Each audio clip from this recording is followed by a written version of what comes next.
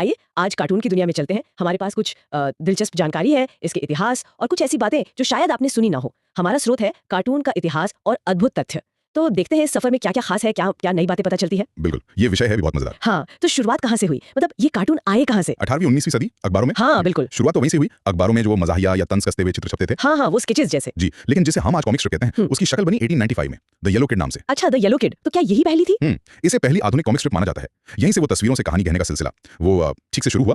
और देखिए, ये सिर्फ हंसी मजाक नहीं था, ये धीरे धीरे मतलब विजुअल स्टोरी टेलिंग का एक नया तरीका बन रहा था। सही। और फिर असली मोड़ आया एनिमेशन में, विंसर मिक्के की गर्टी द डायनासोर। 1914 की बात है ये। गर्टी द डायनासोर, मैंने सुना है इसके बारे में। ये खास क्यों थी? खास इसलिए कि इसने पहली बार दिखाया कि चित्र वाकई में चल फिर सकते हैं, उनमें एक व्यक्तित्व हो सकता है। ऐसा लगा जैसे उनमें जान आ गई हो। वाह। मतलब एनिमेशन की शुरुआत एक तरह से। और फिर तो आवाज आ गई, डिज्नी। बिल्कुल, वो तो क्रांति थी। 1928 वॉल्ट डिज्नी की steamboat Willie, Mickey Mouse. हाँ, मिकी माउस। और ये पहला कार्टून था जिसमें आवाज और एक्शन मतलब स्क्रीन पर जो हो रहा है वो बिल्कुल साथ साथ चल रहा था। सिंक्रोनाइज्ड साउंड जिसे कहते हैं। Synchronised sound. और एक मजेदार बात पता चली इससे जुड़ी हुई कि मिकी माउस की जो पहली आवाज थी वो खुद वॉल्ट डिज्नी ने दी थी। जी हाँ, ये बात बहुत लोगों को नहीं पता होती, उन्होंने खुद आवाज दी थी। कमाल है। और देखिए इसका असर कितना बड़ा हुआ। आवाज आने से एनिमेशन सिर्फ बच्चों की चीज नहीं रही। अच्छा। हाँ, वो मुख्य धारा का मनोरंजन बन गया, किरदारों में जान आ गई, भावनाएं दिखने लगी। सही कहा। और इसी के बाद टीवी और फिल्मों के जरिए आप देखिए Looney Tunes, Tom and Jerry. हाँ, ये सब तो हमारे बचपन का हिस्सा है। बिल्कुल, और जापान से आने में ये सब दुनिया भर में फैल गए। अच्छा, डिज्नी की बात चल रही है तो एक और मजेदार तथ्य है कि मिकी माउस वॉल्ट डिज्नी का पहला बड़ा कैरेक्टर नहीं था। अच्छा, ये क्या बात हुई? हाँ, उससे पहले उन्होंने ऑसवाल्ड द लकी रैबिट बनाया था। ऑसवर्ड द लकी रैबिट, हाँ, सुना है मैंने।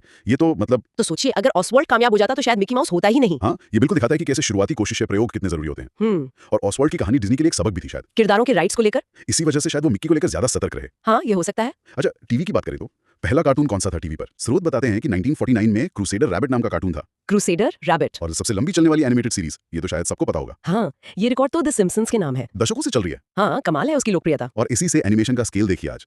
ये जानकारी भी काफी चौंकाने वाली है कि दुनिया का 60% से ज्यादा एनिमेटेड कंटेंट जापान बनाता है। 60% सिर्फ जापान? जी हाँ, ये सिर्फ आंकड़ा नहीं है, ये दिखाता है कि एनिमे के जरिए जापानी संस्कृति का दुनिया पर कितना गहरा असर है। बिल्कुल, एनिमे का प्रभाव तो हर जगह दिखता है। कैसे एक देश की कला शैली इतनी ग्लोबल बन जाती है, ये सोचने वाली बात है। और बनाने के तरीके पर वापस आए तो पुराने कार्टून हाथ से बनते थे, मतलब एक एक फ्रेम। हाँ बिल्कुल, हाथ से, फ्रेम दर फ्रेम। 1 सेकंड की एनिमेशन के लिए 24 अलग अलग चित्र। 24 चित्र 1 सेकंड के लिए? बाप रे, कितनी मेहनत और बारीकी लगती होगी। बहुत ज्यादा। और शायद इसीलिए कार्टून किरदारों के फीचर्स थोड़े अतिरंजित मतलब एग्जैजरेटेड होते थे।